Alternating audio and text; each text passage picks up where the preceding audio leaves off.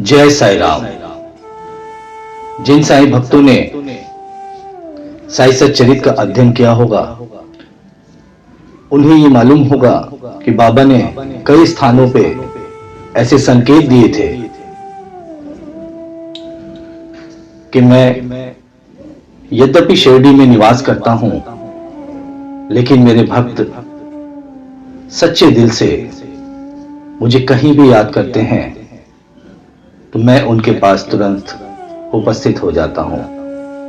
और इस कार्य के लिए मुझे किसी सवारी, किसी साधन की आवश्यकता नहीं होती।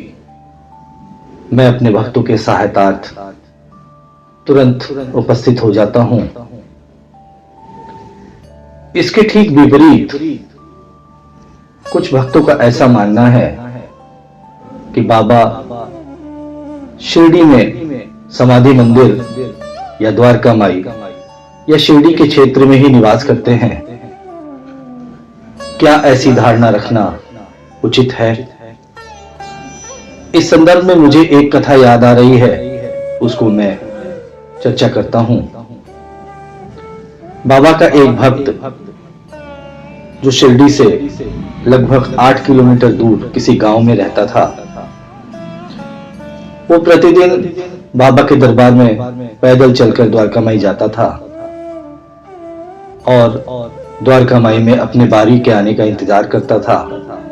जब वो बाबा के पास पहुंचता था, बाबा के चरण वंदन करने के उपरांत वो वापस अपने घर पैदल जाता था और उसके बाद ही भोजन वगैरह प्राप्त करता था। ये उसका नित्य कर्म था और वो इसको रोज निभाता था।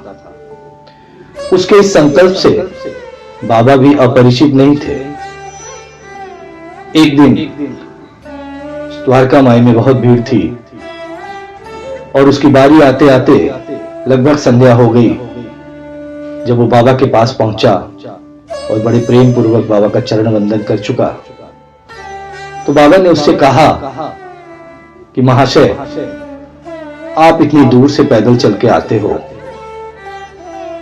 और मेरे चरण वंदन करने के वास्ते, तो चलो मैं कुछ ऐसा करता हूं कि कल से मैं आपके घर चला आऊंगा। आपको इतनी दूर आने का कष्ट करने की जरूरत नहीं है। इतना सुनते ही उस ब्राह्मण के चेहरे पे एक अजब सी खुशी आ गई। वो बाबा के चरणों में गिरकर बहुत बहुत धन्यवाद देता हुआ अपने घर की तरफ चल पड़ा।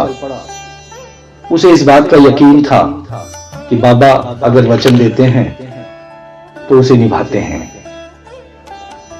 अगले दिन सुबह वो खाना बनाकर बड़े प्रेम से दरवाजे पे बैठकर बाबा का इंतजार करने लगा। काफी समय बीतने के बाद बाबा तो नहीं आए, लेकिन उसके दरवाजे पे एक कुत्ता, जैसे सड़क पे अमूमन कुत्ते होते हैं, वो आया और उसके घर में घुसने का प्रयास करने लगा।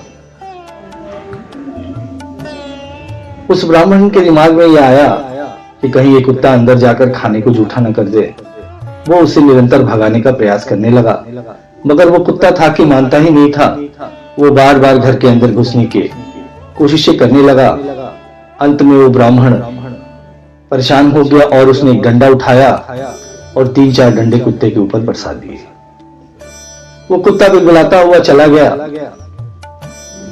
ब्राह्मण महाशय शाम तक बाबा का इंतजार करते रहे, बाबा नहीं आए। अगले दिन सुबह ही उठकर ये द्वारका माई पहुंचे और बाबा से जाकर इस बात की उलाहना करने लगे कि बाबा, आपने वचन दिया और आप आए नहीं। बाबा मुस्कुराने लगे। बाबा ने कहा कि महाशय, मैं आपके घर आया था, लेकिन आपने मुझे अपने घर में घुसने ही नहीं दिया, उल्टा कई डंडे मेरे ऊपर बरसा दिए। ऐसा कहते हुए बाबा ने अपनी पीठ पर उन डंडों के निशान को दिखाया।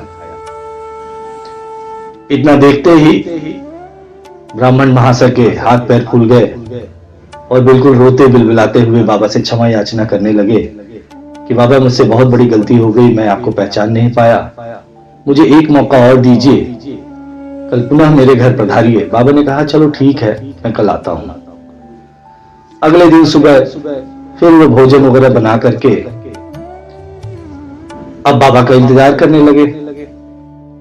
तो एक कुत्ता जो कल आया था उसका तो कहीं अता पता नहीं था। सड़क पे तमाम ऐसे तो कुत्ते घूमते रहते हैं, लेकिन उस दिन कोई कुत्ता नहीं आया।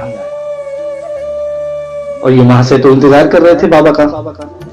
इतने में एक भिखारी जो कोढ़ के रोग से भी ग्रस्त था, उसके हाथ पैर बिल्कुल सड़ चुके थे, बहुत बदबू आती थी उसके शरीर से, वो इनके दरवाजे पे आवाज लगाने लगा और भोजन की याचना करने लगा।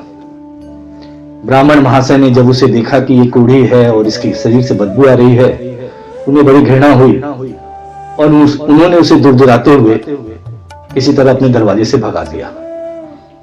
उस दिन भी ये सारा दिन इंतजार करते रहे, संध्या तक बाबा नहीं आए। अगले दिन फिर ये द्वारका माई पहुंचे और बाबा से ये शिकायत करने लगे कि बाबा, आपने कहा था कि मैं आऊंगा, लेकिन कोई भी कुत्ता मेरे दरवाजे पर नहीं आया। बाबा मुस्कुराने लगे। बाबा ने कहा कि आप जब मुझे पहचानते ही नहीं तो इसमें मुझे दोष देने से क्या फायदा। आपने ऐसे कैसे मान लिया कि मैं सिर्फ जो शिरडी में मेरा स्वरूप देखते हो, मैं इसी स्वरूप में हूं। सभी प्राणी पृथ्वी पे जितने प्राणी हैं सब मेरी संतानें हैं, सभी में मैं विराजता हूं। तो अगर तुम किसी कुत्ते को भोजन कराते तो वो मुझे ही प्राप्त होता। उस कोढ़ी के रूप में भी मैं तुम्हारे दरवाजे पे गया था, लेकिन तुमने मुझे दूर दुराकर भगा दिया। आज से इस बात को अपने मन में धारण कर लो कि जितने भी स्वरूप तुम पृथ्वी पे, इंसान, जानवर, अन्य स्वरूपों में भी मैं ही विराजता हूं। अगर किसी गरीब की मदद करोगे, अगर किसी भूखे को भोजन कराओगे, तो वो सब मुझे ही प्राप्त होगा। मैं शिरडी में ही, शिरडी की सीमाओं में ही नहीं हूं। सब में साईं का दर्शन करो, सब पर दया करो।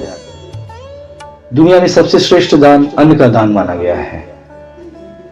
अन्य दानों को देने के लिए प्राप्त करने वाले की पात्रता भी देखनी पड़ती है, लेकिन केवल अन्न का ही ऐसा दान है जिसे किसी को भी दान में दिया जा सकता है। भूख लगने पर जितनी कष्ट इंसान को होती है, उतनी ही जानवरों को भी होती है। इसलिए आज से हे ब्राह्मण, सभी प्राणियों की उदर पूर्ति के लिए प्रयास किया करो। जितना तुमसे बन पड़े सबकी सेवा करो, सब में साईं के दर्शन करो। यही जीवन की सार्थकता है। इस पूरी घटना से हमें यह सीख मिलती है कि हम अपने जरूरी कार्यों को छोड़कर शिरडी दर्शन के लिए जाने की जो लालसा रखते हैं, उसकी कोई आवश्यकता नहीं। जो कार्य हमें दिया गया है, जो जिम्मेदारियां हमने उठाई हैं, उन सभी जिम्मेदारियों को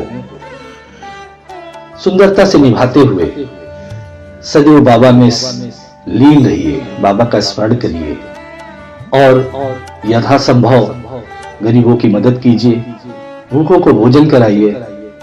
साईं सब में है, साईं का कोई अलग से स्वरूप नहीं है। तो बाबा असीमित है, उनकी कोई सीमाएं नहीं है। ना वो शिरडी में विराजते हैं, ना आपके किसी स्थानीय मंदिर के मोहताज हैं। आप जब भी उन्हें प्रेम से याद करेंगे, बाबा आपके साथ हैं। इस शिक्षा को सभी भक्त ग्रहण करें और साईं के असली स्वरूप को पहचानें। सच्चिदानंद सद्गुरु साईनाथ की जो लीलाएं हैं वो असीमित है, ऐसा मन में धारण करें। ओम साई राम।